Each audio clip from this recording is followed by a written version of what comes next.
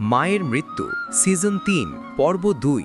পদ্মার বুক চিরে ছোট নৌকাটি যখন চরের কিনারায় ভিড়ল, তখন ভোরের কুয়াশা সরে গিয়ে এক তপ্ত রোদ চারিদিকের বালুচরকে রূপালী রঙের চাদরে ঢেকে দিয়েছে। রাহুল নৌকা থেকে নামার সময় অনুভব করল তার পা দুটো যেন কাঁপছে। জেনেসিসের সেই অতিমানবীয় ক্ষমতা হারানোর পর সামান্য পথ হাঁটা বা নৌকার দুলনি সামলানোও এখন তার কাছে এক হিমালয় জয়ের মতো কঠিন মনে হচ্ছে। রাহুল ভাই, সাবধানে! আরিফ হাত বাড়িয়ে রাহুলকে ধরল। রাহুল এক দীর্ঘশ্বাস ফেলে বালুর ওপর বসে পড়ল। তার কপালে বিন্দু বিন্দু ঘাম। সে তার হাতের সেই রেজিস্ট্রি 000 কালো দাগটার দিকে তাকালো। রোদের আলোয় দাগটা যেন আরও স্পষ্ট হয়ে উঠেছে। ছায়া, আমরা এখন ঠিক কোথায়? রাহুল সামনে দাঁড়িয়ে থাকা সেই মুখপোড়া রহস্যময় লোকটির দিকে তাকিয়ে জিজ্ঞেস করল। ছায়া তার হাতের সেই লম্বা শিকলটা কোমরে পেঁচিয়ে নিল। তার চোখ দুটো চরের দিগন্তের দিকে নিবদ্ধ। এই চরটার নাম অন্ধকার চর। মানচিত্রে এর কোনো অস্তিত্ব নেই। জোয়ারের সময় এর অর্ধেকটা তলিয়ে যায় আর ভাটার সময় জেগে ওঠে। বোর্ডে ড্রোন বা স্যাটেলাইট এখানে সহজে সিগন্যাল পায় না, কারণ মাটির নিচে প্রচুর পরিমাণে চুম্বকীয় আকরিক আছে। মা সুমি বেগম নৌকার পাটাতন থেকে নেমে রাহুলের পাশে এসে বসলেন। তার শাড়ির আঁচল বাতাসে উড়ছে। ছায়া, তুমি বলেছিলে অরিন্দম তোমাকে আমাদের পাহারা দিতে বলেছিল, কিন্তু তুমি এতদিন কোথায় ছিলে? কেন জেনেসিসের সেই ল্যাবরেটরিতে আমাদের একা ফেলে রাখা হলো? ছায়ার ঝলসানো মুখে এক বিষাদময় হাসি ফুটে উঠল। সে নিচু স্বরে বলল, আমি একা ছিলাম না মা, আমি আপনাদের চারপাশেই ছিলাম। কখনো জেনেসিসের কোনো সাধারণ গার্ড হিসেবে, কখনো বা ল্যাবরেটরির পরিচ্ছন্নতা কর্মী হিসেবে। কিন্তু বোর্ডের নজরদারি এতই কঠোর ছিল যে সরাসরি সামনে আসা মানেই ছিল মৃত্যু। অরিন্দম ভাই আমাকে বলেছিলেন, শেষ মুহূর্ত পর্যন্ত অপেক্ষা করো। আর সেই মুহূর্তটি ছিল সিজন 2 এর সেই বিস্ফোরণ। আরিফ তার ব্যাগের ভেতর থেকে একটি ছোট অ্যান্টেনা বের করে বালুর ওপর স্থাপন করল। সে তার ভাঙা ল্যাপটপটি খোলার চেষ্টা করছে। আমি এই চরের ম্যাগনেটিক ইন্টারফারেন্স ব্যবহার করে একটা প্রক্সি সার্ভার তৈরি করছি। আমাদের জানতে হবে বোর্ড এখন আমাদের নিয়ে কি ভাবছে। হঠাৎ আরিফের ল্যাপটপের স্ক্রিনে লাল রঙের একটা সতর্ক সংকেত ভেসে উঠল। তার চোখ দুটো ছানা বড়া হয়ে গেল। রাহুল ভাই, এটা দেখুন! আরিফ চিৎকার করে উঠল। রাহুল আর ছায়া দ্রুত ল্যাপটপের সামনে ঝুঁকে পড়ল। স্ক্রিনে একটি নিউজ পোর্টালের ভিডিও চলছে। সেখানে ব্রেকিং নিউজে দেখা যাচ্ছে ঢাকার উপক্ষেত্রে এক ভয়াবহ জঙ্গি হামলার খবর প্রচার করা হচ্ছে এবং সেই হামলার প্রধান সন্দেহবাসন হিসেবে রাহুলের ছবি দেখানো হচ্ছে। নিচে স্ক্রলে লেখা, বিপজ্জনক পলাতক আসামি রাহুল এবং তার সহযোগীদের ধরিয়ে দিন, এরা অত্যন্ত উচ্চ ক্ষমতা সম্পন্ন রাসায়নিক মারণাস্ত্র বহন করছে। রাহুল স্তব্ধ হয়ে গেল। ওরা আমাদের জঙ্গি বানিয়ে দিল? এটাই বোর্ডের চাল, ছায়া গম্ভীর গলায় বলল। তারা চায় না পুলিশ বা সাধারণ মানুষ তোমাদের সাহায্য করুক। এখন পুরো দেশ তোমাদের শত্রু। কেউ তোমাদের দেখলে সাহায্যের বদলে থানায় খবর দেবে। ওরা তোমাদের চারপাশ থেকে বিচ্ছিন্ন করে দিচ্ছে। ঠিক তখনই আরিফের ল্যাপটপে একটি এনক্রিপ্টেড মেসেজ পপ আপ হলো। মেসেজটি কোনো নিউজ সাইট থেকে নয়, বরং একটি প্রাইভেট সার্ভার থেকে এসেছে। মেসেজটি মাত্র এক লাইনের। ছোট ভাই, চরের ওই বাতিঘরের নিচেই তোমার জন্য একটা উপহার আছে, আমি আসছি। মেসেজের নিচে একটি ছোট্ট ডিজিটাল স্বাক্ষর, একটি ভাঙা চশমার আইকন। রাহুলের শরীরের ভেতর দিয়ে এক শীতল স্রোত বয়ে গেল। ভাঙা চশমা, এই চিহ্নটি কেবল একজনেরই হতে পারে, মাসুম। জেনেসিসের সেই ভয়ঙ্কর অধ্যায়ে মাসুম সবসময় একটি চশমা পরত, যা এক চোখ থেকে ভেঙে গিয়েছিল। মাসুম বেঁচে আছে? রাহুল বিড়বিড় করল। কিন্তু সে তো ধ্বংসস্তূপের নিচে চাপা পড়েছিল। আমি নিজে তার চোখে সেই চাবি বসিয়ে দিয়েছিলাম। ছায়া তার কাস্তেটা শক্ত করে ধরল। বোর্ড কখনো তাদের সেরা অস্ত্রকে অকেজো হতে দেয় না। রাহুল, হতে পারে মাসুমের সেই যান্ত্রিক শরীরকে তারা আবার পুনর্গঠন করেছে। আর যদি তাই হয়, তাহলে সে এখন আর তোমার ভাই নেই, সে এখন বোর্ডের সবচেয়ে বড় জল্লাদ। দূরে চরের বালু উড়িয়ে একটি কালো হেলিকপ্টারের শব্দ শোনা গেল। ছায়া দ্রুত সবাইকে টেনে নিজের একটা ঢালু গর্তের আড়ালে লুকোলো। ওরা পৌঁছে গেছে, ছায়া ফিসফিস করে বলল, কিন্তু এবার ওরা একা নয়, ওরা নিয়ে এসেছে মাসুমের সেই নতুন সংস্করণকে। আমাদের এখন লড়াই করতে হবে কোনো সুপার পাওয়ার ছাড়া, কেবল এই বালু আর আমাদের মেধা দিয়ে। রাহুল দেখল হেলিকপ্টার থেকে কয়েকজন কালো পোশাকধারী কমান্ডো দড়ি বেয়ে নামছে, আর তাদের সবার আগে যে ব্যক্তিটি নামল তার সারা শরীর ঢাকা একটি বিশেষ বর্ম দিয়ে। লোকটির এক চোখ থেকে লাল লেজার আলো বের হচ্ছে। লড়াইটা আর বিজ্ঞানের নেই, কিন্তু শত্রু এখন আরও বেশি যান্ত্রিক এবং নিষ্ঠুর। রাহুল বুঝল সাধারণ মানুষ হিসেবে তার প্রথম পরীক্ষা শুরু হতে যাচ্ছে এখনই। হেলিকপ্টারের পাখার প্রচণ্ড বাতাসে চরের বালু চারদিকে ঘূর্ণিঝড়ের মতো উঠছে। ধুলোর আস্তরণ ভেদ করে যখন সেই যান্ত্রিক বর্মধারী মূর্তিটি নিচে নামল, রাহুলের বুকের ভেতরটা ধক করে উঠল। লোকটির বাম চোখ থেকে বের হওয়া সেই লাল লেজার লাইটটা কুয়াশা চিরে সরাসরি রাহুলের লুকোনোর জায়গার দিকে স্থির হয়ে আছে। ওটা কোনো সাধারণ চোখ নয়, ওটা এক আধুনিক থার্মাল সেন্সর। রাহুল ভাই, ওটা কি সত্যিই মাসুম? আরিফ ফিসফিস করে জিজ্ঞেস করল। তার হাতে থাকা ল্যাপটপের সিগন্যাল এখন জ্যাম হয়ে গেছে। রাহুল কোনো উত্তর দিতে পারল না। তার চোখের সামনে ভেসে উঠল সেই স্মৃতি, যখন সে মাসুমের চোখে চাবি বসিয়ে তাকে মুক্তি দিতে চেয়েছিল। কিন্তু আজ সামনে দাঁড়িয়ে থাকা এই দেহটি কোনো মানুষের মনে হচ্ছে না। ওটা এক চলন্ত ইস্পাতের কঙ্কাল, যার ভেতরে হয়তো মাসুমের চেতনাকে বন্দি করে রাখা হয়েছে। সবাই নিচু হয়ে থাকো, ছায়া গর্জে উঠল। সে তার কোমরের শিকলটা খুলে বালুর উপর বিছিয়ে দিল। আরিফ, তোমার কাছে কি সেই ছোট ইম্প্যাক্ট গ্রেনেডটা আছে যা জেনেসিসের গাড়ি ওড়ানোর জন্য বানিয়েছিলে? আরিফ কাপা হাতে ব্যাগ হাতুড়ে একটা মোর্চে ধরা ধাতব বল বের করল। আছে, কিন্তু ওটা কাজ করবে কিনা জানি না। এটার ব্যাটারি অনেক পুরনো। কাজ করাতে হবে, ছায়া শান্ত গলায় বলল। সে রাহুলের দিকে তাকালো। রাহুল, তুমি এখন সাধারণ মানুষ, তোমার পেশি শক্তি দিয়ে এই দানবকে হারানো অসম্ভব, কিন্তু তোমার মগজ এখনও জেনেসিসের চেয়েও দ্রুত চলে। তুমি ওকে বিভ্রান্ত করো, আমি পেছন থেকে ধরছি। রাহুল একটা গভীর দীর্ঘশ্বাস নিল। সে অনুভব করল তার হাত কাঁপছে। একসময় এই অবস্থায় সে এক লাফে 100 ফিট দূরত্ব পার করতে পারত, কিন্তু আজ তাকে প্রতিটি ইঞ্চি মেপে এগোতে হবে। বর্মধারী মাসুম বা তার দেহটি ধীর পায়ে এগোতে লাগল। তার প্রতিটি পদক্ষেপে বালুর ওপর গভীর গর্ত তৈরি হচ্ছে। সে যান্ত্রিক গলায় বলল, subject 0, location confirmed, registration code, registry 0000, recovery mode active. কণ্ঠস্বরটি মাসুমেরই ঠিকই, কিন্তু তাতে কোনো আবেগ নেই, একদম যান্ত্রিক দাপ্তরিক সুর। গর্তের আড়াল থেকে রাহুল বেরিয়ে এলো। মাসুম, আমি জানি তুই এর ভেতরে আছিস। শুনতে পাচ্ছিস আমার কথা? আমি রাহুল, তোর ভাই। যান্ত্রিক শরীরটি এক মুহূর্তের জন্য থমকে দাঁড়ালো। লাল লেজার লাইটটা কাঁপতে লাগলো, কিন্তু পরক্ষণেই তার পেছনের কমান্ডোরা গর্জে উঠল। টার্গেটকে ঘেরাও করো, বোর্ড কোনো ভুল দেখতে চায় না।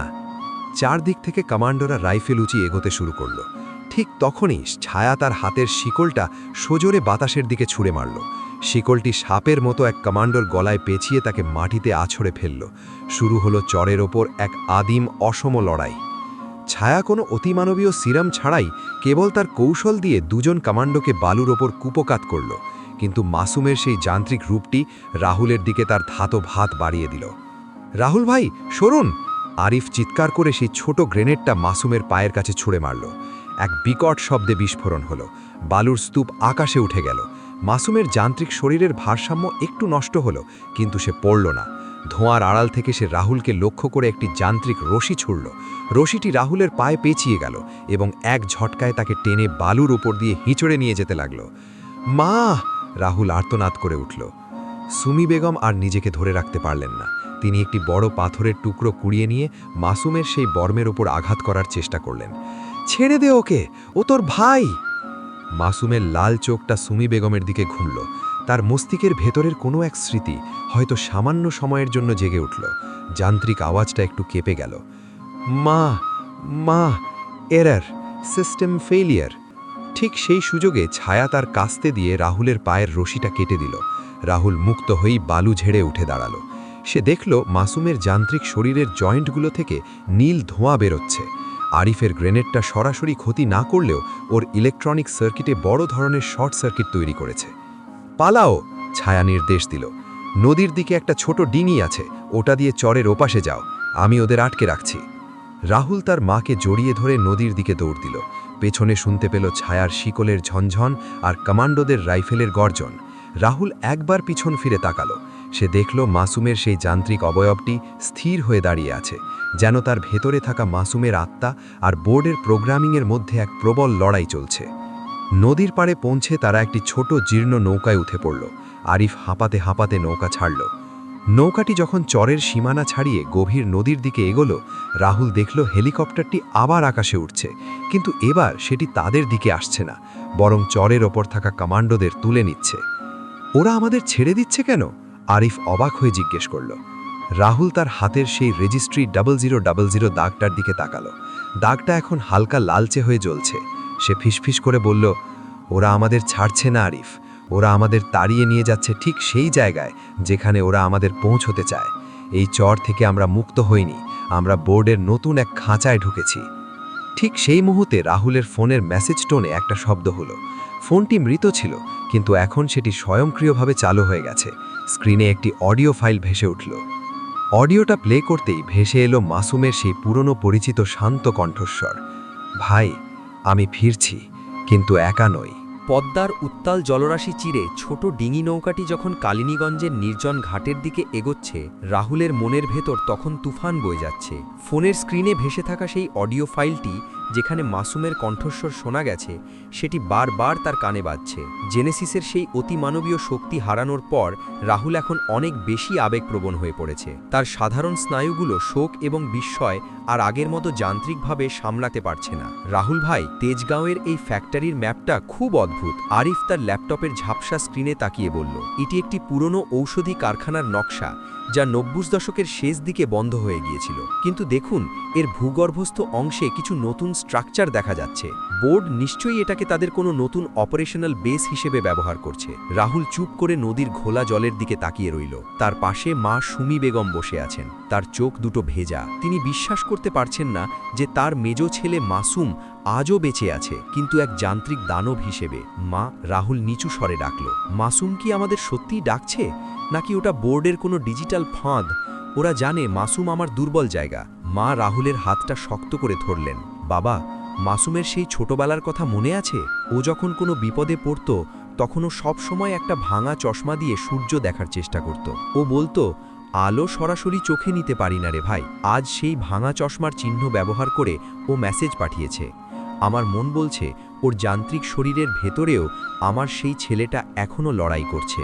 ঘাটে পৌঁছানোর পর তারা দেখল ছায়া সেখানে আগে থেকেই উপস্থিত। তার শরীরে রক্তের দাগ, জামাকাপড় ছিন্ন ভিন্ন। সেই চরের ভয়াবহ যুদ্ধ থেকে সে কিভাবে বেঁচে ফিরে এসেছে তা এক রহস্য। ছায়া তার হাতের শিকলটা গুটিয়ে নৌকার কাঠের ওপর রাখল। বোর্ড তোমাদের তেজগাঁওয়ে ডাকছে, ছায়া গম্ভীর গলায় বলল। ওরা জানে তোমরা আসবে, কারণ তারা মাসুমকে টোপ হিসেবে ব্যবহার করছে। কিন্তু মনে রেখো রাহুল, তুমি এখন আর সেই আগের রাহুল নও। তোমার শরীরে জেনেসিসের বুলেটের মতো গতি নেই। সেখানে গেলে তুমি স্রেফ এক সাধারণ মানুষ হিসেবে মৃত্যুর মুখোমুখি হবে। রাহুল উঠে দাঁড়ালো। তার পা এখনও একটু কাঁপছে, কিন্তু চোখে এক আদিম জেদ। ছায়া, আপনি তো আমাকে বলেছিলেন, অরিন্দম ভাই বলেছিলেন আপনাদের পাহারা দিতে। আজ যদি আমার ভাইকে ওই নরকে ফেলে আসি, তবে কি আমি আর মানুষ থাকব? বোর্ড আমাকে রেজিস্ট্রি 000 হিসেবে চায়, তবে আমি তাদের কাছে যাব, কিন্তু আমার শর্তে। আরিফ দ্রুত কিছু একটা টাইপ করল। রাহুল ভাই, আমি বোর্ডের মেইন সার্ভারে একটা ঘোস্ট সিগন্যাল পাঠাতে পেরেছি। ওরা এখন ভাবছে আমরা সাভারের দিকে যাচ্ছি। আমাদের হাতে বড়জোর 2 ঘন্টা সময় আছে তেজগামে পৌঁছানোর জন্য। তারা একটি পুরনো জীর্ণ মাইক্রোবাসে করে ঢাকার দিকে রওনা হলো। শহরের ভেতরে ঢোকার সময় রাহুল লক্ষ্য করল চারিদিকে তার পোস্টার লাগানো। সাধারণ মানুষ তাকে দেখে চিনতে পারছে না, কারণ সে এখন দাড়ি গোফে ঢাকা এক সাধারণ যুবক। জেনেসিসের সেই জেল্লা এখন নেই। তেজগাঁওয়ের সেই পুরনো ফ্যাক্টরির পেছনের ছোট একটা ভেন্টিলেটর দিয়ে ভেতরে ঢুকল। ভেতরে অন্ধকার, শুধু বড় বড় পুরনো মেশিনের ছায়াগুলো ভূতের মতো দাঁড়িয়ে আছে। হঠাৎ ফ্যাক্টরির মেঝের একটা অংশ স্বয়ংক্রিয়ভাবে নিচে নেমে গেল এবং সেখান থেকে এক উজ্জ্বল সাদা আলো বেরিয়ে এলো। আলোর মাঝখানে একটি উঁচু প্ল্যাটফর্মে বসে আছে সেই যান্ত্রিক মাসুম। তার সেই লাল লেজার চোখটি এখন বন্ধ, কিন্তু তার মাথার পেছনে অসংখ্য তার লাগানো। সে যান্ত্রিক গলায় কিন্তু খুব মৃদু স্বরে বলল, ভাই, এসেছিস? রাহুল দৌড়ে সামনে যেতে চাইল, কিন্তু ছায়া তাকে আটকে দিল। দাঁড়াও, ওটা দেখো। মাসুমের ঠিক মাথার উপরে একটি বিশাল স্ক্রিন জ্বলে উঠল। সেখানে দেখা যাচ্ছে এক বৃদ্ধ মানুষকে, যার মুখটা ছায়ায় ঢাকা। লোকটি হাসছে। স্বাগতম রাহুল। সেই রহস্যময় কণ্ঠস্বরটি শোনা গেল। আমি বোর্ডের চেয়ারম্যান। তুমি যে তোমার ভাইকে বাঁচাতে আসবে তা আমাদের ক্যালকুলেশনেই ছিল। মাসুম এখন আমাদের নেটওয়ার্কের মেন হার্ড ড্রাইভ। তুমি যদি ওকে বাঁচাতে চাও তবে তোমার হাতের ওই রেজিস্ট্রি 000 কোডটি এই মেশিনে স্ক্যান করতে হবে। বদলে আমরা মাসুমের যান্ত্রিক নিয়ন্ত্রণ ছেড়ে দেব। আরিফ চিৎকার করে উঠল, না রাহুল ভাই, ওটা করবেন না। ওটা করলেই বোর্ড জেনেসিসের সব হারানো ডেটা আবার ফিরে পাবে। পৃথিবী ধ্বংস হয়ে যাবে। রাহুল দোটানায় পড়ে গেল। একদিকে তার ভাইয়ের প্রাণ, আর অন্যদিকে পুরো পৃথিবীর সুরক্ষা। মাসুমের শরীর থেকে তখন নীল ধোঁয়া বের হতে শুরু করেছে। তার সিস্টেম ওভারলোড হচ্ছে। মাসুম, করিস না। মাসুমের আসল কণ্ঠস্বর একবার ভেসে উঠল, আমাকে ডিলিট করে দে ভাই। ঠিক তখনই ফ্যাক্টরির অন্ধকার কোণ থেকে একটা পাথরের টুকরো উড়ে এলো এবং সরাসরি সেই মেন স্ক্রিনটা ভেঙে দিল। এক মুহূর্তের জন্য পুরো ল্যাবরেটরির লাইট বন্ধ হয়ে গেল। অন্ধকারের মাঝে রাহুল শুনতে পেল সেই অদৃশ্য রক্ষাকর্তার কণ্ঠস্বর, যে সিজন 3-এর শুরু থেকে তাদের ছায়ার মতো সাহায্য করছে। সে ফিসফিস করে বলল, নিচে ঝোঁকো, আসল খেলা এখন শুরু হবে। তেজগাঁওয়ের সেই পরিত্যক্ত ফ্যাক্টরির নিস্তব্ধতা এক প্রচণ্ড শব্দে খান খান হয়ে গেল। মেন স্ক্রিনটা ভেঙে পড়ার পর ল্যাবরেটরির ভেতরটা এখন ঘুটঘুটে অন্ধকার। শুধু মাসুমের যান্ত্রিক শরীরের জয়েন্টগুলো থেকে বের হওয়া নীলচে স্পার্কগুলো থেকে ক্ষণে ক্ষণে ভুতুড়ে আলো ঠিকরে বেরোচ্ছে। রাহুল মেঝেতে উপুর হয়ে শুয়ে আছে। তার কানে এখনও সেই রহস্যময় অদৃশ্য কণ্ঠস্বরটি প্রতিধ্বনি হচ্ছে, নিচে ঝোঁকো। আরিফ, মা, তোমরা ঠিক আছো? রাহুল অন্ধকারে হাতড়াতে হাতড়াতে চিৎকার করল, আমরা এখানে রাহুল ভাই। আরিফ নিচু স্বরে উত্তর দিল। সে তার ল্যাপটপের ব্যাটারি ব্যাকআপ ব্যবহার করে একটা ছোট এমার্জেন্সি লাইট জ্বালালো। আলোর সেই সরু রেখায় দেখা গেল ছায়া তার কাস্তে দুটো নিয়ে দরজার দিকে পাহারায় দাঁড়িয়ে আছে। হঠাৎ ফ্যাক্টরির চারদিকের মেটাল শাটারগুলো একের পর এক নেমে আসতে লাগল। এক ভয়াবহ যান্ত্রিক আর্তনাদে পুরো দালানটা কাঁপছে। মেইন ফ্রেমের ভাঙা স্ক্রিনের পেছন থেকে বোর্ডের সেই চেয়ারম্যানের কর্কশ হাসি আবার শোনা গেল। তবে এবার সরাসরি স্পিকারে নয়, মনে হচ্ছে বাতাস থেকেই শব্দটা আসছে। তোমরা কি ভেবেছিলে একটা পাথরের টুকরো আমার পরিকল্পনা নষ্ট করে দেবে? রাহুল, তোমার এই অদৃশ্য বন্ধুটি যেই হোক না কেন, সে তোমাকে শুধু সাময়িক সময় দিচ্ছে। মাসুমের সিস্টেম এখন সেলফ ডিস্ট্রাকশন মোডে চলে গেছে, আর ঠিক 60 সেকেন্ড পর ওর ভেতরে থাকা নিউক্লিয়ার ব্যাটারিটি বিস্ফোরিত হবে। তেজগাঁওয়ের এই পুরো এলাকা তখন ধুলোয় মিশে যাবে। রাহুল পাগলের মতো মাসুমের প্ল্যাটফর্মের দিকে দৌড়ে গেল। মাসুমের যান্ত্রিক শরীরটা এখন থরথর করে কাঁপছে। তার সেই লাল লেজার চোখটা এখন হালকা কমলা রঙের হয়ে জ্বলছে। মাসুম, আমাকে শুনতে পাচ্ছিস? আমি রাহুল, আমি তোকে এখানে ফেলে যাব না। রাহুল মাসুমের ধাতব হাতটা ধরার চেষ্টা করল, কিন্তু প্রচণ্ড ইলেকট্রিক শকে সে ছিটকে পেছনে পড়ে গেল। ভাই, চলে যা। মাসুমের আসল কণ্ঠস্বরটা ভেঙে পড়ল। বোর্ড আমার হার্টকে টাইমার বানিয়ে দিয়েছে। আমি আর মানুষ নেই রে ভাই। তুই রেজিস্ট্রি 000 নিয়ে পালা। ঠিক তখনই ফ্যাক্টরির সিলিংয়ের একটি গোপন ভেন্টিলেটর থেকে একটি সরু তার নিচে নেমে এলো। তারের মাথায় লাগানো ছিল একটি ছোট চৌম্বকীয় যন্ত্র। যন্ত্রটি সরাসরি মাসুমের মাথার পেছনে থাকা সেই মেইন সকেটে গিয়ে বিঁধল। মুহূর্তের মধ্যে মাসুমের শরীরের কাঁপুনি থেমে গেল এবং লাল আলোটা স্থির হয়ে নীল হয়ে গেল। টাইমার পজ হয়েছে। আরিফ অবাক হয়ে তার ট্যাবলেটে দেখল কেউ একজন দূর থেকে মাসুমের সিস্টেম হ্যাক করে টাইমারটা ফ্রিজ করে দিয়েছে। কিন্তু এটা কিভাবে সম্ভব? বোর্ডের ফায়ারওয়াল তো অভেদ্য। ছায়া তীক্ষ্ণ চোখে ভেন্টিলেটরের দিকে তাকালো। সে এসেছে, সেই অদৃশ্য রক্ষাকর্তা। কিন্তু সে সামনে আসছে না কেন? অন্ধকারের আড়াল থেকে একটা ছোট পাথর আবার উড়ে এলো। এবার পাথরের সাথে একটি ছোট্ট ধাতব চিপ লাগানো। চিপটি রাহুলের পায়ের কাছে পড়ল। রাহুল ওটা তুলে নিতেই চিপ থেকে একটি হোলোগ্রাফিক ম্যাপ প্রজেক্ট হলো। ম্যাপটি ফ্যাক্টরির নিচের একটি পুরনো পানির ড্রেনেজ সিস্টেম দেখাচ্ছে, যা সরাসরি তেজগাঁও রেল লাইনের দিকে চলে গেছে। তোমাদের হাতে মাত্র 30 সেকেন্ড সময় আছে। সেই রহস্যময় কণ্ঠস্বরটি আবার শোনা গেল, তবে এবার খুব কাছ থেকে। বোর্ডের ব্যাকআপ টিম গেট ভেঙে ঢুকছে। মাসুমকে এই প্ল্যাটফর্ম থেকে বিচ্ছিন্ন করো এবং সুড়ঙ্গ দিয়ে পালাও। রাহুল আর দেরি করল না। সে ছায়াকে ইশারা করল। ছায়া তার গায়ের সমস্ত শক্তি দিয়ে মাসুমের শরীরের সাথে লেগে থাকা তারগুলো ছিঁড়ে ফেলল। রাহুল আর আরিফ মিলে মাসুমের ভারী যান্ত্রিক শরীরটাকে একরকম ঘাড়ের উপর তুলে নিল। মা, জলদি! রাহুল চিৎকার করল। তারা যখন সুড়ঙ্গের মুখে পৌঁছল তখন ফ্যাক্টরির মেইন গেটটা ডায়নামাইট দিয়ে উড়িয়ে দেওয়া হলো। ডজন ডজন কমান্ডো ভেতরে ঢুকতে শুরু করেছে। রাহুল সুড়ঙ্গে নামার আগে একবার পেছনের অন্ধকার কোণটার দিকে তাকালো। সে শুধু একজোড়া স্থির চোখ দেখল, যা অন্ধকারের মাঝেও হীরের মতো জ্বলছে। লোকটি তার দিকে তাকিয়ে শুধু একবার নাড়ল। সুড়ঙ্গের ভেতরে স্যাঁতস্যাঁতে নোনা গন্ধ। তারা যখন ড্রেনের শেষ মাথায় রেল লাইনের ধারে বেরেল তখন দূরে ট্রেনের হুইসেল শোনা যাচ্ছে। রাতের কুয়াশায় তেজগাঁও রেল স্টেশনটা এক রহস্যময় জগতের মতো লাগছে। রাহুল মাসুমকে পাথরের উপর শুইয়ে দিল। মাসুমের সিস্টেম এখন শাটডাউন হয়ে গেছে, কিন্তু সে বেঁচে আছে। রাহুল হাঁপাতে হাঁপাতে আকাশের দিকে তাকালো। সে আমাদের আবার বাঁচালো, রাহুল বিড়বিড় করল। ছায়া, আপনি কি দেখেছেন ওকে? ছায়া মাথা নিচু করে বলল, না, কিন্তু ওর লড়াই করার ধরন, ওর নিঃশব্দে কাজ করার কৌশল, এটা কোনো সাধারণ মানুষের নয়। সে বোর্ডের প্রতিটি চাল আগে থেকে জানে। আরিফ তার ট্যাবলেটে একটা নতুন সিগন্যাল পেল। সে ফ্যাকাশে হয়ে গেল। রাহুল ভাই, বোর্ড আমাদের পিছু ছাড়েনি। তারা এখন পুরো ঢাকা শহরে রেড অ্যালার্ট জারি করেছে। আর সবথেকে বড় খবর হলো, বোর্ডের যে মেম্বারটি এই তেজগাঁও অপারেশনের প্রধান ছিল, তার নাম প্রকাশ পেয়েছে। রাহুল প্রশ্ন করল, কে সে? আরিফ স্ক্রিনটা রাহুলের দিকে ঘুরিয়ে দিল। স্ক্রিনে একটি ফাইল দেখা যাচ্ছে, মেম্বার 04, হারুন মিয়া। রাহুলের পায়ের তলা থেকে মাটি সরে গেল। হারুন মিয়া, সেই মানুষটি যে তাদের আশ্রয় দিয়েছিল, যে অরিন্দমের বন্ধু ছিল। বিশ্বাসঘাতকতার এই বিষক্রিয়া কি তাহলে একদম শুরু থেকেই ছিল? তেজগাঁও রেল লাইনের স্লিপারের ওপর দিয়ে রাহুল যখন মাসুমের ভারী যান্ত্রিক শরীরটাকে টেনে নিয়ে যাচ্ছে, তখন তার প্রতিটি নিঃশ্বাস যেন আগুনের মতো তপ্ত লাগছে। হারুন মিয়ার বিশ্বাসঘাতকতার খবরটা তাকে জেনেসিসের সেই নীল আগুনের চেয়েও বেশি পুড়িয়ে দিচ্ছে। যে মানুষটাকে সে নিজের অভিভাবক ভেবেছিল, সেই মানুষটাই কি তবে বোর্ডের সেই মেম্বার 04? আরিফ তার ট্যাবলেটে ডার্ক ওয়েবের সিগন্যাল ট্র্যাক করতে করতে হাঁপাচ্ছে।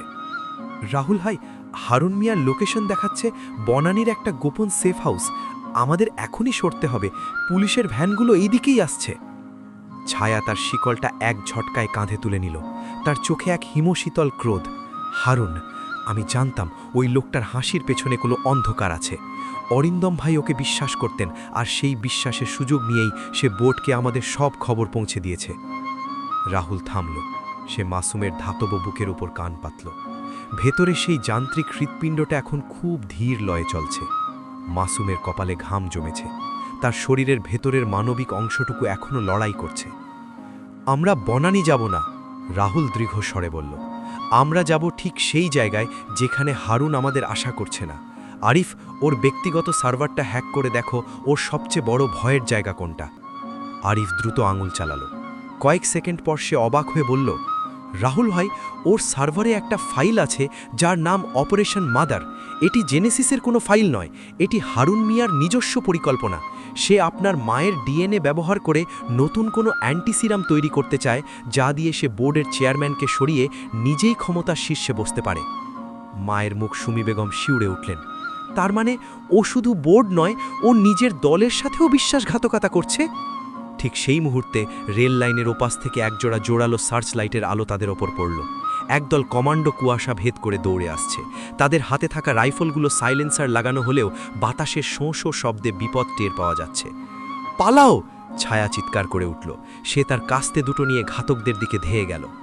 রাহুল আর আরিফ মাসুমকে নিয়ে একটি মালবাহী ট্রেনের বগির আড়ালে আশ্রয় নিল। ট্রেনটি ধীরে ধীরে চলতে শুরু করেছে। রাহুল অনুভব করল তার হাত থেকে রেজিস্ট্রি 000 সেই দাগটা তীব্র জ্বালা করছে। সে বুঝতে পারল এই দাগটা কেবল একটা চিহ্ন নয়, এটি একটি জিপিএস ট্র্যাকার যা সরাসরি বোর্ডের সার্ভারে সিগন্যাল পাঠাচ্ছে। আরিফ, এই চিহ্নটা আমাদের ধরিয়ে দিচ্ছে।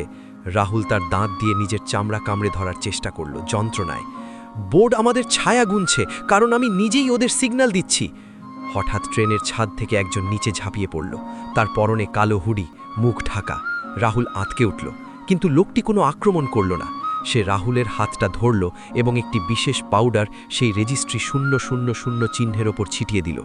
মুহূর্তের মধ্যে চিহ্নটি থেকে বেরোনো লাল আলো নিভে গেল।